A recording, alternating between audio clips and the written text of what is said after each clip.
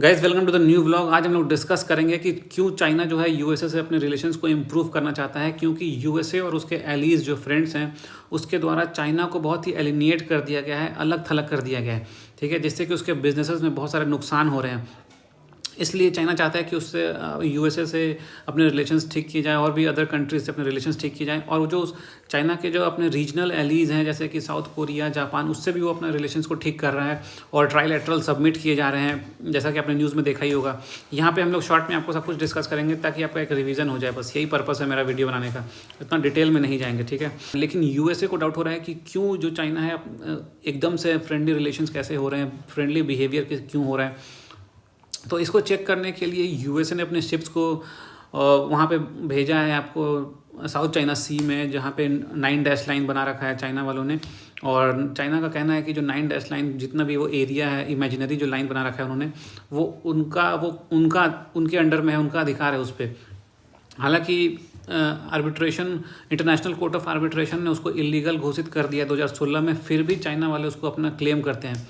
और उसी को चेक करने के लिए यूएसए ने शिप भेजा है 9 डैश लाइन की तरफ, लेकिन उसको उन लोगों ने वहाँ पर अटैक किया और वहाँ से हटा दिया गया, उसको भगा दिया वहाँ से। तो आप कह सकते हैं कि मतलब उसका जो इंटेंशन है वो कैसा है, चाइना का इंटेंशन आप लोग साफ साफ समझ सकते हो। अब आप लोग सोचते हो कि 9 डैश लाइन क्या है और साउथ चाइना सी क्या है।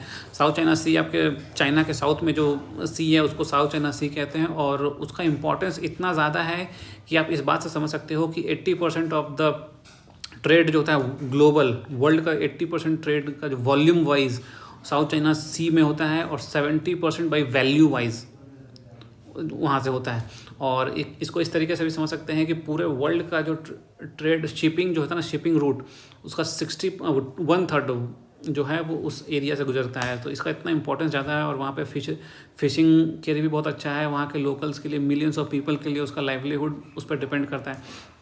तो उस स्ट्रैटेजिकली बहुत इंपॉर्टेंट जगह है वो, हम ये बताना चाहते हैं।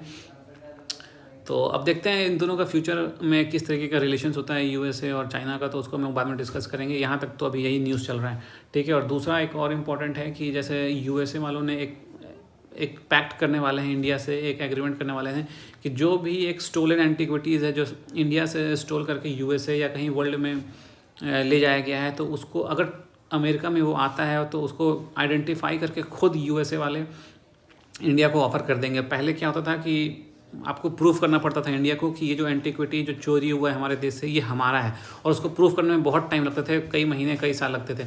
तो अब वो झंझट खत्म हो जाएगा। अब यूएसए वाले खुद उसको आइडेंटिफाई करेंगे और ऑटोमेटिकली वो इंडिया को ऑफ़र कर देंगे, तो वहाँ टाइम भी बचेगा। और बहुत सारे, और ऐसा नहीं है कि यूएसए ये पहली बार कर रहा है, बहुत सारे देशों के साथ वो पहले कर चुका है।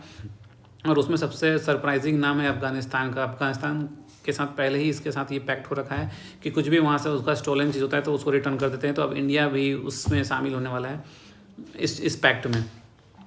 तीसरा एक इम्पॉर्टेंट करंट अफेयर्स ये है कि फिनलैंड ने आरोप लगाया है रसिया पे कि रसिया की वजह से बहुत सारे माइग्रेंट्स जो हैं वो फिनलैंड में आ रहे हैं।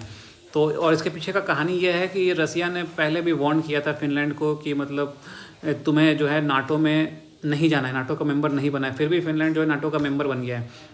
तो उसको एक इनडायरेक्टली सबक सिखाने के लिए इस तरीके से रसिया वाले कर रहे हैं कि जैसे उन्होंने अपने बॉर्डर को फ्री छोड़ दिया है, लोगों को माइग्रेट करने के लिए फ्रीली छोड़ दिया, और बहुत सारे रसिया से लोग जो हैं जो कहीं कहीं अलग अलग देशों से वहाँ पर रह रहे थे माइग्रेट करके, तो अब वो बहुत सारे लोग जो है वहाँ से वो फिनलैंड चले गए हैं। लगभग 900 लोग हैं जो फिनलैंड चले गए हैं।